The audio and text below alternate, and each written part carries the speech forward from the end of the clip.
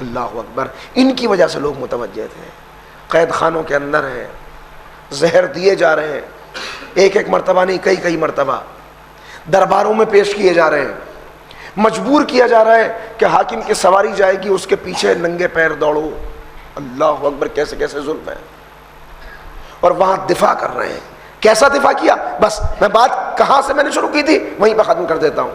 میں نے کہا جب ہم دین کی پابندی کرنے لگتے ہیں, اکثر یہ حالات ہوتے ہیں کہ اب تک نماز پڑھتا نہیں تھا, سب اچھا چل رہا تھا, نماز کی پابندی شروع کی, گھاٹا ہونے لگا. اب تک روزے کی پابندی, سب اچھا چل رہا تھا, اب سارے کام بگڑ گئے, ایسا لگ رہا ہے سب جا رہا ہے ہاتھ سے. ہوتا ہے ایسا؟ ہاں ہوتا ہے. کبھی کبھی ایسا بھی ہوتا ہے. کیوں ہوتا ہے یہ میں نہیں عرض کروں گا. امام کی خدمت میں امام کا شاگرد آیا, ساتویں امام کی, اور آنے کے بعد کہتا ہے مولا غضب ہو گیا. کیا ہوا؟ کہ ایک شعبدے باز, ایک جادوگر, ایک باصلاحیت آدمی وہ شہر کے اندر آیا ہوا ہے, اور وہ لوگوں کو ایسی ایسی باتیں بتا رہا ہے کہ لوگوں کے ایمان بگڑے چلے جا رہے ہیں. امام نے کہا کیا کرتا ہے؟ کہا غیب کی خبریں دے رہا ہے, گھر کے حالات بتا رہا ہے, ایسی ایسی باتیں کہ لوگ حیرت میں مبتلا ہیں. امام نے اپنے شاگرد کو بھیجا, جاؤ تم جاؤ دیکھو جا کے کیا معاملہ ہے. شاگرد واپس آ گیا, کہا مولا میرے بس کی بات نہیں ہے, آپ کو تشریف لے جانا پڑے گا. آخر مجبور ہو کر, اس لیے کہ اسلام کا مسئلہ ہے, تحفظ شریعت کی بات ہے, امام خود تشریف لائے. اور جب اپنے گھر سے نکلے, جب چلنے لگے, تو راستے میں ایک درخت کے اوپر ایک چڑیا کا گھونسلہ تھا جس کے اندر 2 انڈے رکھے ہوئے تھے. امام نے اس میں سے ایک انڈا اٹھا کے اپنی مٹھی میں دبا لیا. پہنچے تو دیکھا واقعی طور پر مجمع جمع ہے, بے حساب لوگ. دیکھیے یہ ہوتی ہے عقیدے کی کمزوری, کہ انسان صحیح طور پر یہ نہ پہچانے کہ میں کون ہوں اور میرا خالق کون ہے. تو پھر قدم قدم کے اوپر, علامہ اقبال کہتے ہیں وہ ایک سجدہ جسے تو گراں سمجھتا ہے, 1000 سجدوں سے دیتا ہے آدمی کو نجات. یعنی اگر ایک سجدہ اللہ کو کر لے تو 1000 سجدوں سے بچ جاتا ہے. اللہ کو سجدہ نہیں کرے گا تو کبھی فیکٹری کے مالک کو سجدہ کرے گا, کبھی کسی بڑے آدمی کو سجدہ کرے گا. اللہ کو سجدہ کرنا ان سب بیکار کے لوگوں کو سجدہ کرنے سے بچا لیتا ہے. مگر یہ سجدہ, تو امام نے دیکھا کہ واقعی طور پر لوگ اپنی پریشانیاں لیے ہوئے کھڑے ہیں, اور وہ بس چہرہ دیکھتا ہے اور سارے حالات بتا دیتا ہے ذرا سی دیر کے اندر. خیر, امام اس کے قریب پہنچے اور کہا کہ میں بھی کچھ سوال کروں.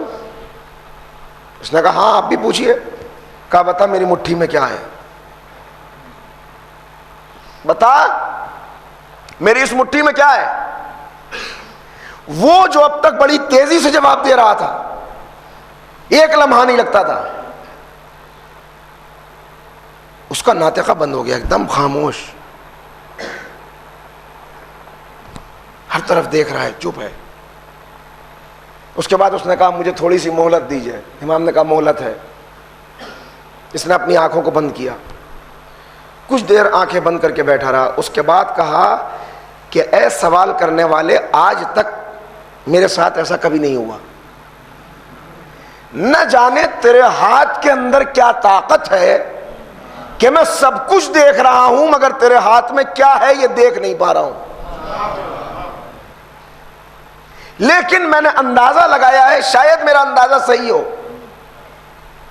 میرا اندازہ یہ ہے کہ تیرے ہاتھ میں چڑیا کا انڈا ہے. امام مسکرائے, مٹھی کو کھولا, کہا تو نے ٹھیک کہا. اتنی دیر کیوں لگی جواب دینے میں؟ کہا اس لیے کہ میرے اندر یہ صلاحیت موجود ہے کہ میں جس شہر میں ہوتا ہوں وہاں کے پورے حالات ایک لمحے کے اندر دیکھ لیتا ہوں. جب تو نے پوچھا کہ کیا ہے تو میں نے بہت غور کیا, تیری مٹھی میں کیا ہے, وہ میں کچھ ایسا نور ہے, کچھ ایسی خاصیت ہے تیرے ہاتھ میں کہ نہیں دیکھ پایا. کہا پھر میں نے آنکھوں کو بند کیا اور اس پورے شہر کا نظارہ کرنا شروع کیا. کہا کچھ دیر پہلے جب میں نے شہر دیکھا تھا تو اس گھونسلے کے اوپر بھی میری نظر پڑی تھی، اس میں 2 انڈے تھے۔ اب جب دوبارہ دیکھا تو وہاں ایک انڈا نظر آیا اور کہیں وہ گرا بھی نہیں، ٹوٹا بھی نہیں، تو میں نے اندازہ لگایا کہ شاید وہی تیرے ہاتھ میں ہے، لیکن ایسا کبھی نہیں ہوا۔ امام نے کہا صرف اتنا بتا تجھے یہ طاقت کہاں سے حاصل ہوئی؟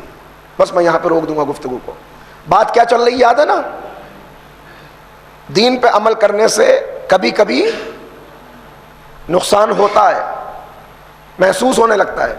کیا کہا امام نے کہ اچھا یہ بتا تو نے کہاں سے یہ طاقت پیدا کی؟ اس نے کہا میرے استاد نے مجھے بچپن میں ایک بات بتائی تھی، میں نے اس کے اوپر عمل کیا۔ کہا کیا؟ کہا میرے استاد نے کہا تھا جو کچھ تیرا نفس کہے وہ کبھی نہ کرنا، اس کا الٹا عمل کرنا۔ یعنی نفس کہے کہ یہ کھا لے مزے کا ہے تو اسی کو نہ کھانا، نفس کہے کہ سو جا تو جاگنا اس وقت، جو نفس کہے اس کی مخالفت کرنا۔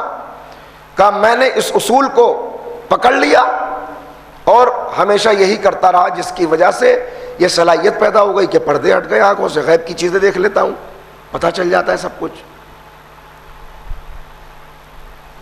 امام نے کہا میرے جد کا دین قبول کر لے، ذرا سا غور کیجیے گا، اسلام قبول کر لے، میں تجھے دعوت اسلام دیتا ہوں، اسلام قبول کر لے۔ اب فوری طور پہ کیا رد عمل تھا؟ جیسے ہی امام نے کہا اسلام قبول کر لے، اس نے کہا نہیں، کیوں قبول کر لوں؟ امام نے کہا تیرا نفس کیا کہتا ہے؟ تیرا نفس کیا کہتا ہے؟ اب خاموش ہو گیا۔ کہا تو نے آج تک کیا اصول اپنایا؟ کہا جو نفس نے کہا اس کی مخالفت کی۔ کہا نفس کیا کہتا ہے؟ کہا نفس کہہ رہا ہے اسلام قبول نہ کر۔ کہا تو اپنے اصول پہ عمل کیوں نہیں کرتا؟ جب آج تک فائدہ ہوا ہے تو شاید آئندہ بھی فائدہ ہو۔ اب دلیل ایسی تھی کہ اس کے پاس کوئی جواب نہیں تھا، یہ فوراً اپنی جگہ سے اٹھا، امام کی خدمت میں آیا، کہا آپ یقیناً ان لوگوں میں سے نہیں ہیں، اپنا ہاتھ بڑھائیے تاکہ میں کلمہ پڑھ کے مسلمان ہو جاؤں۔ صلوات پڑھے محمد و آل محمد پر۔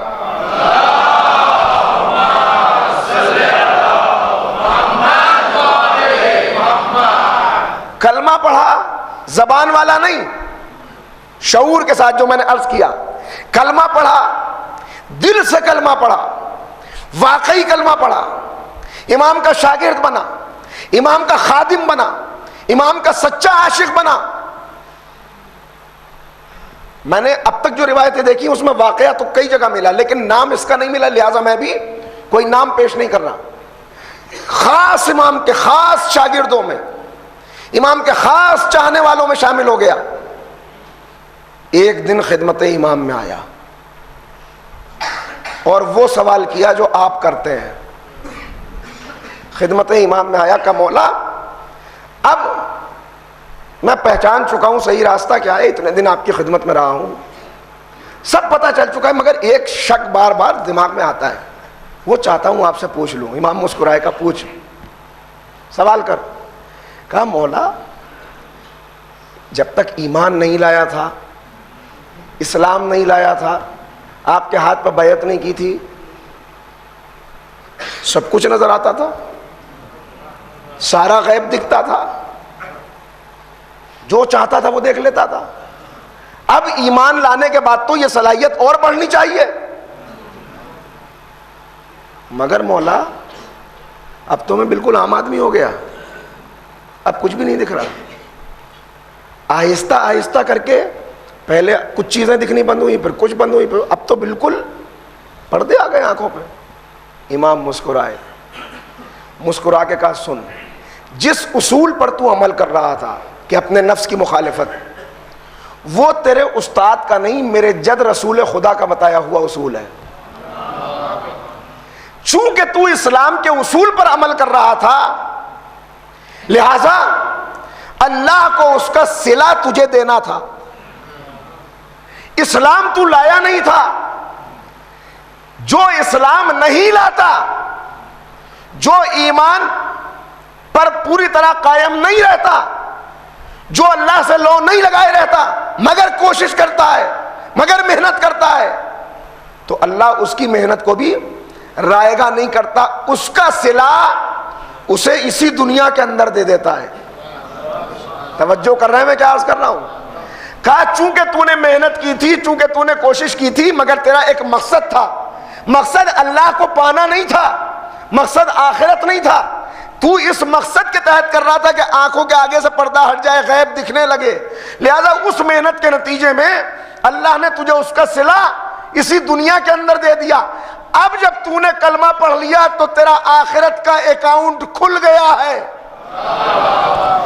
اب اللہ یہ چاہتا ہے کہ تیری محنتوں کا صلہ اس ختم ہونے والی دنیا میں چند لمحے اور تھوڑے سے وقفے کے لیے نہ دے، بلکہ یہ صلہ ہمیشہ ہمیشہ باقی رہنے والی زندگی میں دے دے، لہذا سارا صلہ وہاں جمع ہو رہا ہے اور یہاں تجھے نقصان ہو رہا ہے۔ صلوات پڑھ دے محمد و آل محمد پر۔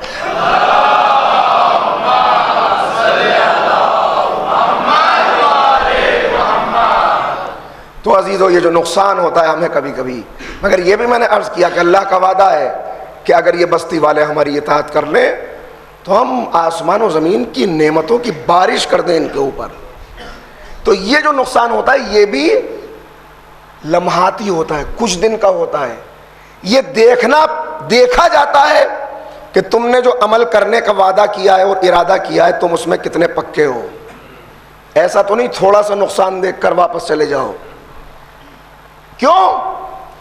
اللہ کی مدد آتی ضرور ہے، مگر کب آتی ہے؟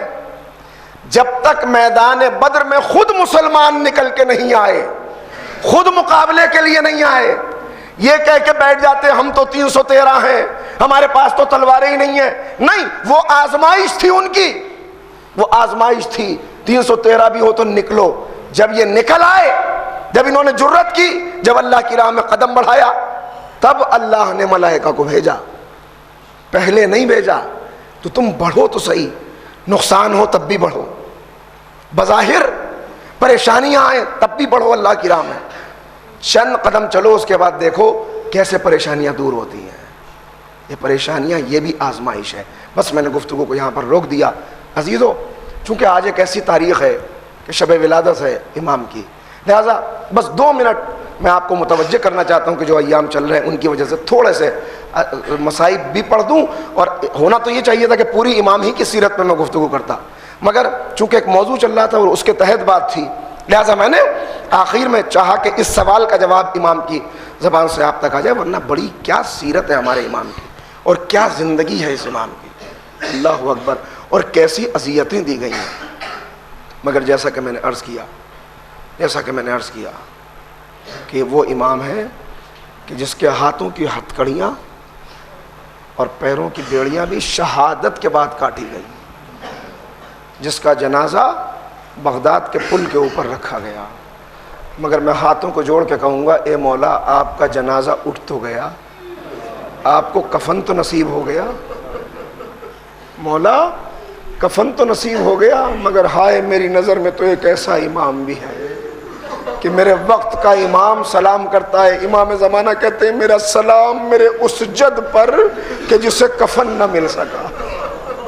عجیب فقرہ ہے، کہتے ہیں جسے کھجور کی چٹائی میں لپیٹ کر دفن کر دیا گیا۔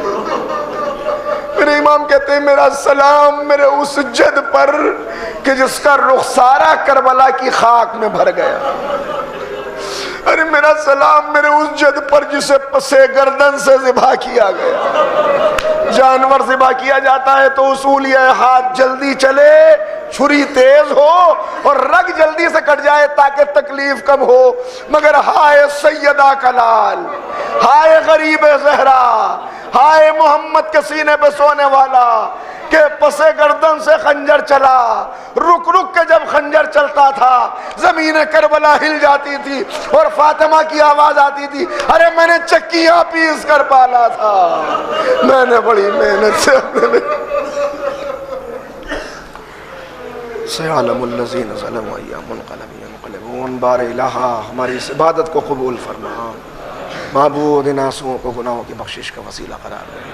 بار الہا جو ذکر میں نے اتنی دیر یہاں کیا، معبود سب سے پہلے خود مجھے اس کے اوپر عمل کرنے کی توفیق عنایت فرما. اور بار الہ تمام سننے والوں کو اگر واقعی طور پر میں نے کوئی بات دل سے کہی ہو تو بار الہ ان کے لیے بھی عمل کی توفیق عنایت فرما. ہمارے بزرگوں کو قوت و توانائی اور طول حیات عنایت فرما. جوانوں کو دین کا سرمایہ قرار دے. بار الہ اہل بیت کے چاہنے والے جہاں جہاں ہیں ان کے جان مال عزت آبرو کی حفاظت فرما.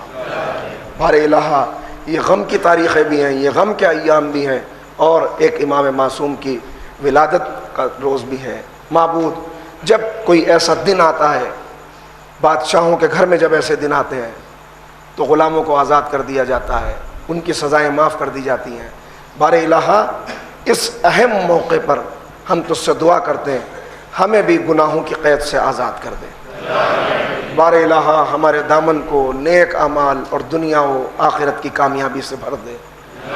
معبود جو بیمار ہیں انہیں شفا کاملہ واجلہ عنایت فرما, جو مقروض ہیں ان کے قرضوں کو غیب سے ادا فرما.